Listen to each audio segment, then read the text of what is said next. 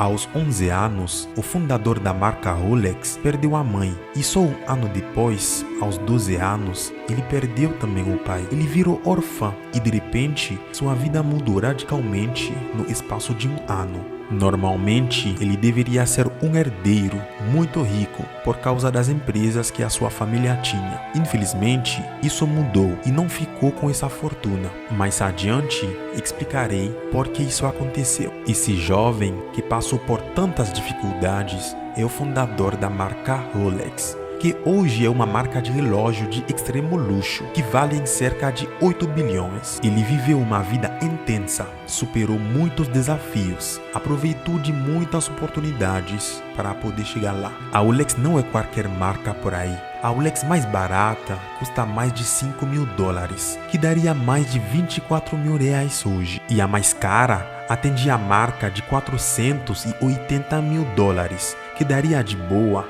R$2.361.408. É uma marca de luxo que apenas 3% da população mundial podem comprar. Nesse documentário vai ver exatamente como esse jovem alemão conseguiu montar uma marca de extremo luxo, que é um símbolo de riqueza.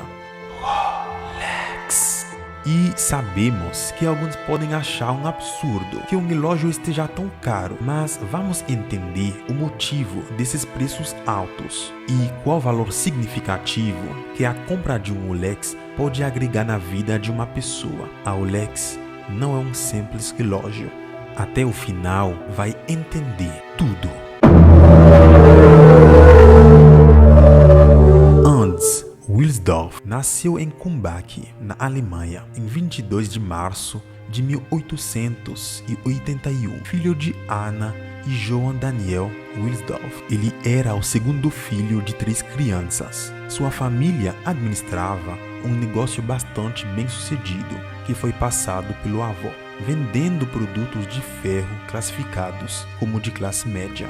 Infelizmente, sua mãe ficou doente nos próximos anos e morreu em 1892. Para piorar, um ano depois, seu pai também faleceu, deixando Hans órfão aos 12 anos. Agora, sob a tutela dos irmãos de sua mãe, seu tio decidiu imediatamente colocando os 3 num internato prestigiado. Hans odiava essa decisão desde o início. Ficou deprimido ao morar na nova cidade. Hans era visto como um estranho e muitas vezes era provocado por outros meninos por causa de sua religião. Para superar sua infância difícil, ele decidiu focar nos estudos. Conforme ficou mais velho, ele entendeu que mesmo que não gostasse da decisão de seus tios, isso se tornou um fator importante para o seu sucesso. As matérias em que ele se destacava especialmente eram matemática e línguas, onde aprendeu francês e inglês. Ele sempre foi curioso sobre viagens e sabia que os idiomas seriam muito úteis, o que acabou desempenhando um grande papel na sua carreira. Durante a escola, ele se tornou amigo de um garoto suíço que lhe contava histórias sobre sua cidade natal, Le Chaux de Fonds, uma cidade localizada na Suíça, conhecida por sua longa história na indústria relojoeira. Hans ficou muito intrigado com o lugar. Um dia, Hans se cansou da sua forma de vida e saiu do internato na Alemanha para se mudar para Genebra, na Suíça, aos 19 anos.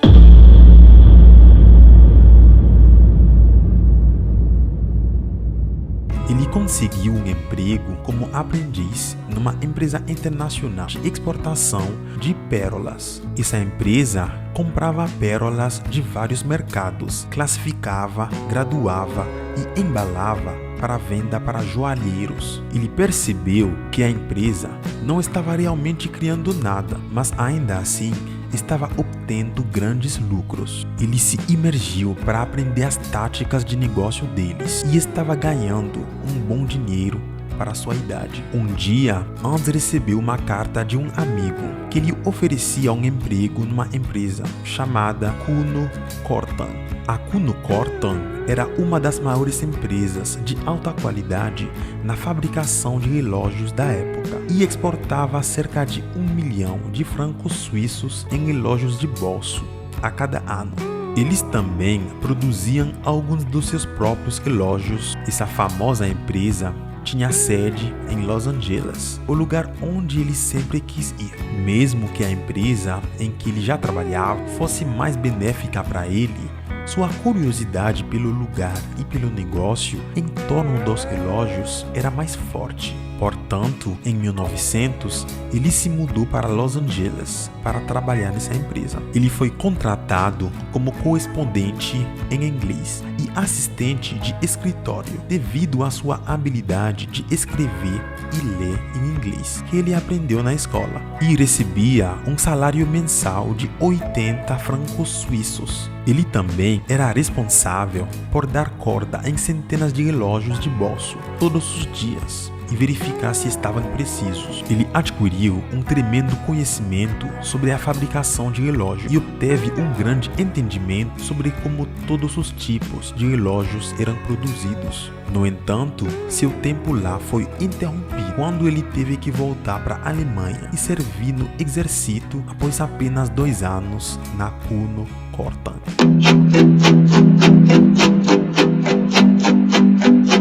Depois de cumprir o serviço militar, aos 22 anos, ele se mudou para Londres, na Inglaterra, para trabalhar em outra empresa de relógios de alta qualidade. Lá, ele foi responsável por um papel maior e estava encarregado de aumentar as vendas. Durante os 2 anos em que ele ficou lá, ele conseguiu encontrar com sucesso mais clientes para a empresa e aumentou as vendas ao longo do tempo. Nessa época, ele já estava pensando em criar seu próprio negócio de relógios e estava aprendendo tudo o que podia para aprimorar seu conhecimento para o seu futuro negócio. Durante esses anos, ele também conheceu sua futura esposa, Florence Frances May Crotty, e se casou logo depois. Um dia, Hans estava sentado do lado de fora com seu cunhado, Alfred James Davis, e conversavam sobre a vida e os planos para o futuro. Hans disse a ele que se sentia confiante o suficiente para abrir seu próprio negócio de relógios, mas que só precisava de algum capital. Alfred tinha o dinheiro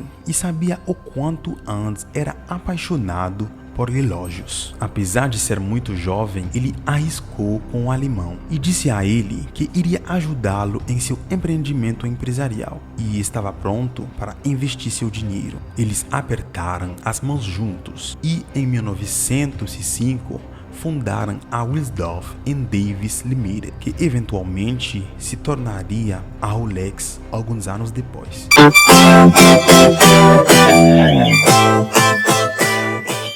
Eles se associaram a uma empresa de relógios suíça chamada Erlmann Egler e começaram a importar movimentos do país suíço para a Inglaterra, colocando-os em caixas de relógio.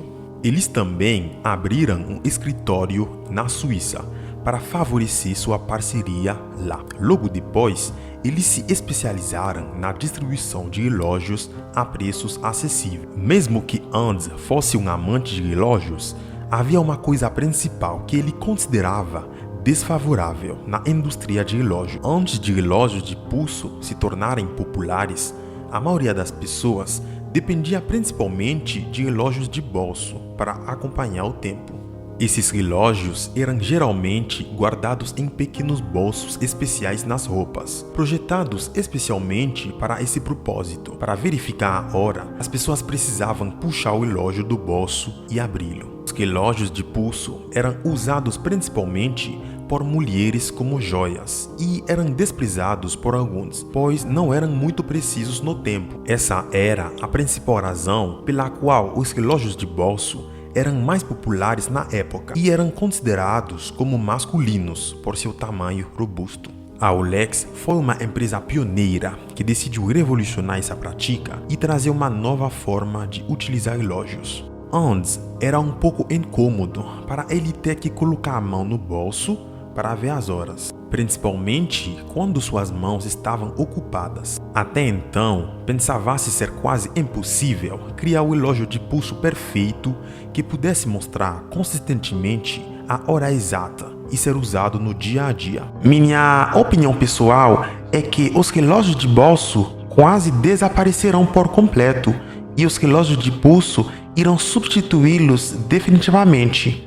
Hans previu que mais cedo ou mais tarde, os relógios de pulso se tornariam a nova forma para todos e estava totalmente empenhado em encontrar uma maneira de criar o relógio de pulso perfeito para isso.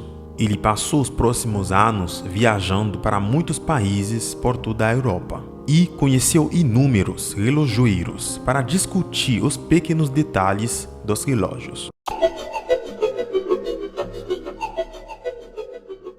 Durante esses anos, ele começou a lançar seus próprios relógios de pulso, um relógio após o outro. Ele se dedicou a criar um relógio de pulso melhor, de alta qualidade e confiável para homens e mulheres, aplicando o que aprendeu com outros relojoeiros em sua jornada. Logo depois, sua empresa começou a ganhar destaque e, em 1908, já era uma das principais empresas da indústria relojoeira na Inglaterra. Hans queria mudar o nome da sua empresa para algo de alta classe, cativante e fácil de pronunciar, independentemente do idioma. Além disso, precisava ser curto o suficiente para caber facilmente no mostrador do relógio.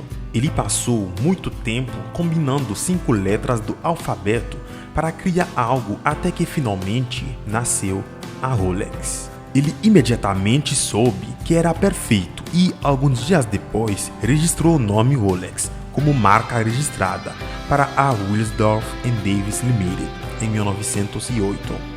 Durante os próximos anos, a Rolex começou a ser conhecida por seus relógios de pulso de alta qualidade, e muitas pessoas ricas já começaram a usá-los.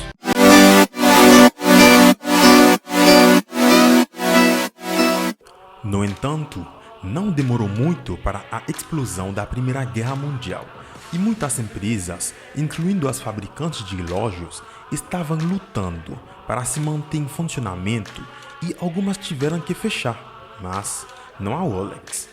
Esse evento trágico apenas tornou a empresa de Hans mais famosa por causa dos seus relógios de pulso já confiáveis.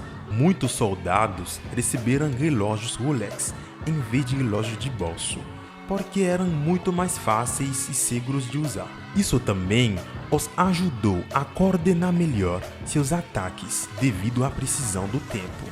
Nessa época, a empresa havia crescido tanto que empregava 60 pessoas em 1914 e tinha grandes espaços de escritórios abertos em Londres, na Inglaterra.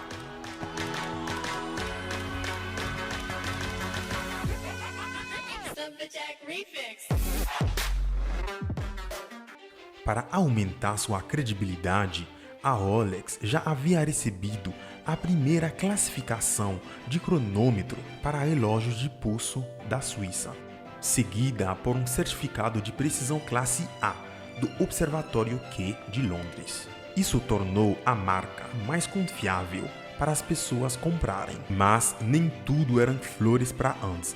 Em 1914, o governo britânico aplicou um imposto de 33% para todas as empresas registradas na Grã-Bretanha que estavam exportando mercadorias através das fronteiras internacionais. Isso se tornou uma grande preocupação para ele, então ele mudou a sede da sua empresa de Londres para Viena, na Suíça, a fim de evitar esses impostos. Outra razão para sua mudança foi por causa da guerra.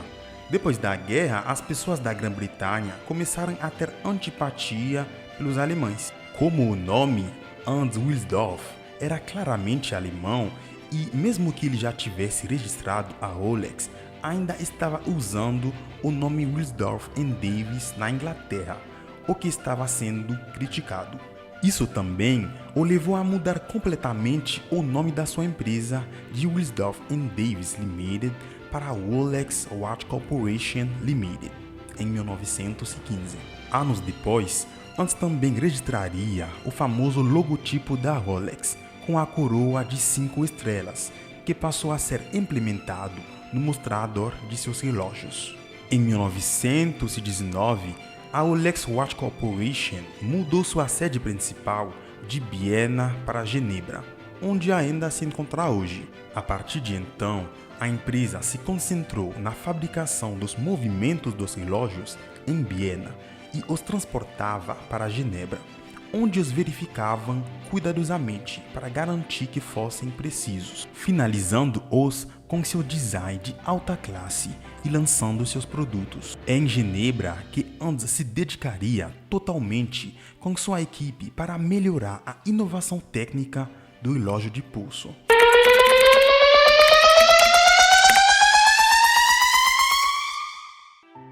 Graças à sua paciência e determinação, isso acabou dando resultados significativos. Em 1926, a Rolex lançou seu novo modelo, que mudaria para sempre a indústria de relógios, o Rolex Oyster, o primeiro relógio de pulso à prova d'água da história. Esse novo modelo foi selado com uma caixa muito resistente, que proporcionava uma proteção ideal para os pequenos movimentos do relógio no seu interior, tornando-o à prova d'água. Hans sabia que isso era revolucionário e que as pessoas certamente se interessariam por isso, mas ele decidiu esperar pela oportunidade perfeita para apresentá-lo ao mundo de uma maneira muito criativa. Em 1927, Hans ouviu falar de uma mulher de Londres chamada Mercedes Glick-Zar, que afirmava ser capaz de nadar pelo Canal da Mancha, um trecho de água de 32 quilômetros que separa a Inglaterra e a França. As pessoas não acreditaram nela, então ela decidiu tentar na frente de milhares de pessoas, mesmo com a temperatura da água muito fria. Hans viu a oportunidade e a encorajou a usar um relógio Rolex Oyster em volta do pescoço.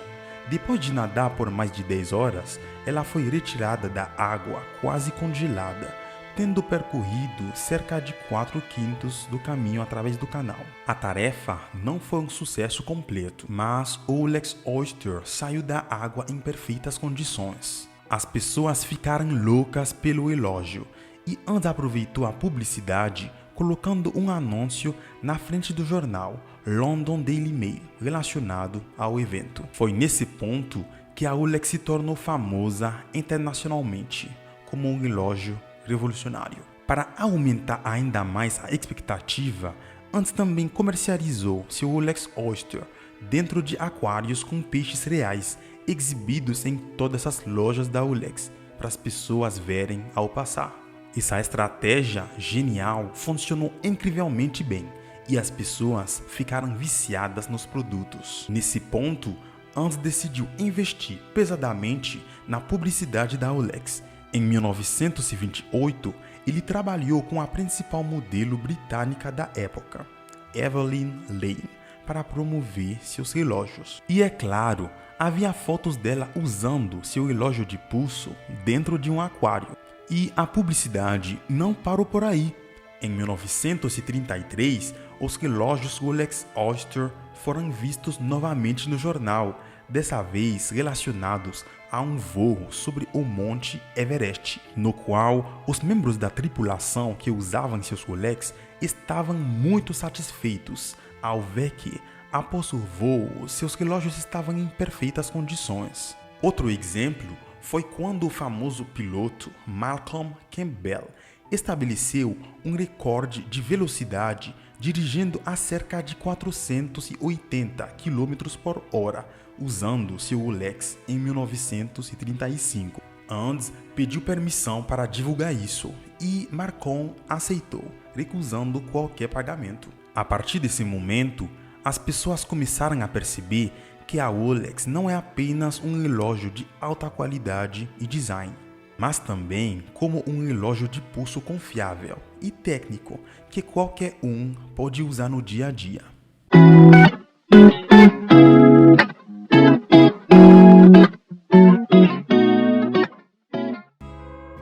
Parte da popularidade da Rolex está no fato de ser uma marca de luxo que não é inalcançável. Se a Rolex fosse um carro, seria um Porsche. Todos que usam um Rolex sabem que é um sinal de sucesso devido à validação que os ricos e famosos deram à marca. Para produzir um Rolex, não são utilizados robôs ou máquinas, como normalmente as fábricas utilizam. A construção desse relógio é quase totalmente manual, desde a montagem de peças até a colocação de pulseiras e ponteiros. Apenas em poucos momentos as máquinas auxiliam no processo.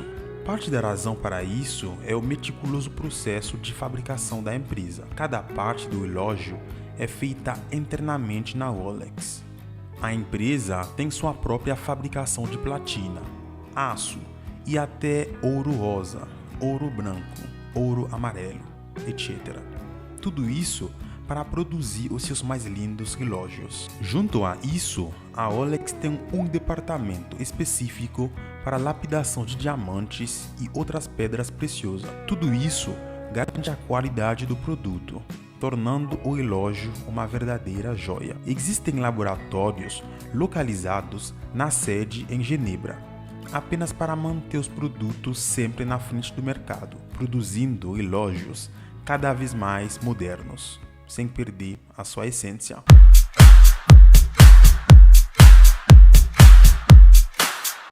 Comprar um Rolex é uma opção de investimento, pois os relógios geralmente se valorizam ao longo do tempo, podendo até dobrar de valor no mesmo dia da compra. A empresa Rolex institui aumentos anuais de preço, o que consequentemente protege o valor dos relógios adquiridos. Essa estratégia garante que a Rolex acompanhe a demanda do mercado, mas, mais importante, proporciona valor aos seus clientes. Ela transmite a mensagem de que comprar um Rolex é um investimento seguro, pois o dinheiro que você gasta será protegido pela marca. No entanto, assim como qualquer outra coisa, o valor do seu investimento ao longo do tempo irá se valorizar de acordo com o modelo que você compra. Quanto mais raro o relógio Rolex, mais ele se valorizará ao longo do tempo.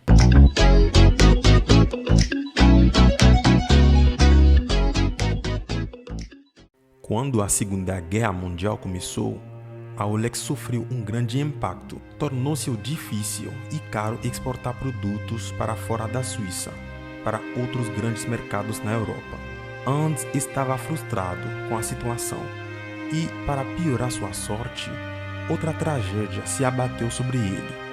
Sua esposa faleceu em 1944.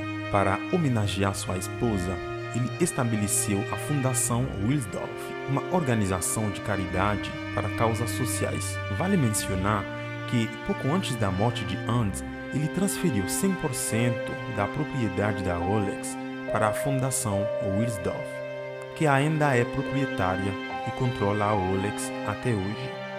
Portanto, a Rolex nunca se tornará uma empresa pública ou será vendida, nem nunca pagará impostos, pois é essencialmente uma instituição de caridade. Assim que a Segunda Guerra Mundial terminou, a Rolex começou a decolar tremendamente. Para dar uma ideia, em 1946, a Rolex vendeu 50.000 cronômetros Rolex certificados, que eles começaram a certificar 20 anos antes. No ano seguinte, em 1947, suas vendas alcançaram 100.000 cronômetros Rolex certificados, dobrando as vendas das últimas 2 décadas em apenas um ano. Seu sucesso foi respaldado pelo lançamento do seu novo modelo em 1945, Rolex Datejust, que se tornou um ícone da indústria relojoeira.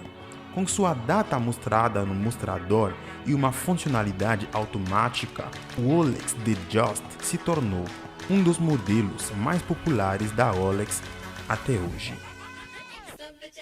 Ao longo dos anos, a Rolex continuou a inovar e apresentar novos modelos icônicos, como o Rolex Submariner em 1953, o Rolex GMT Master em 1955 e o Rolex Daytona em 1963. Seus relógios são símbolos de status, luxo e desempenho técnico. Hans Wilsdorf deixou um legado duradouro e sua visão de criar relógios de pulso de alta qualidade continua a ser o alicerce da Rolex até hoje. Se inscreve no canal para você fazer parte da nossa comunidade de empreendedores de elite, pois aqui trazemos os melhores documentários sobre negócios e empreendedorismo.